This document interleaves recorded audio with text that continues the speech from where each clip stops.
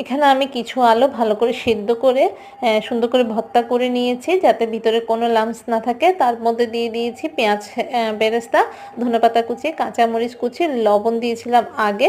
তো চাইলে কিন্তু কাঁচা পেঁয়াজটাও দিতে পারেন, তবে পেঁয়াজ বেরেস্তা দিলে টেস্টটা অনেক ভালো আসে। এখন দিয়ে দেবো একটু গরম মশলার গুঁড়ো। এখন সবগুলো ভালো করে মিশিয়ে এটা দিয়ে আজকে আমি ডিম আর আলুর চপ বানাবো। তো এই জন্য প্রথমে আলু দিয়ে দিলাম, আলুর একটা ভাঁজ নিয়ে তার মাঝখানে ডিমকে দুভাগে কেটে এখানে এক ভাগ দিয়ে আবার আলু দিয়ে পুরাটা ফোল্ড করে নিচ্ছি। তো এই যে এরকম বড় বড় করে করলে কিন্তু খেতে অনেক বেশি ভালো লাগে।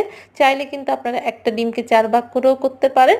এখানে আমি ব্যাটার তৈরি করছি। এখানে নিয়েছি চালের গুঁড়ো, ময়দা, হলুদের গুঁড়ো, বেকিং সোডা আর বেকিং পাউডার, তার সঙ্গে একটু লবণ, একটু হলুদের গুঁড়া। এখন সবগুলো মিশিয়ে একটা ব্যাটার তৈরি করব। তো পানি কিন্তু খুবই অল্প অল্প করে দেবো, খুব বেশি পানি এখানে দেওয়া যাবে না, নাহলে কিন্তু ব্যাটারটা আবার পাতলা হয়ে যাবে। মানে এটা খুব বেশি ঘনও হবে না, পাতলাও হবে না। তো এই যে আমি দেখিয়ে দিলাম ব্যাটারটা ঠিক এরকমই হবে। তো আলু আর ডিমের যে চপ বানিয়েছিলাম, এখন এগুলো এখানে ব্যাটারের মধ্যে একটু ডুবিয়ে নিচ্ছি, তারপরে ডুবো তেলে এটাকে ভেজে নিব। তো তেলটা কিন্তু গরমে বসিয়ে দিয়েছি। এখন এখান থেকে ফোল্ড করে করে আমি তেলের মধ্যে ছেড়ে দিচ্ছি।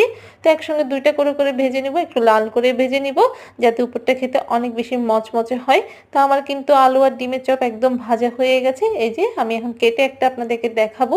তো এগুলোর উপরের দিকটা থাকবে অনেক বেশি মচমচে আর ভিতরেরটা থাকবে সফট, মানে খেতে অনেক বেশি মজা হয়। একবার কিন্তু বাসায় করে দেখতে পারেন।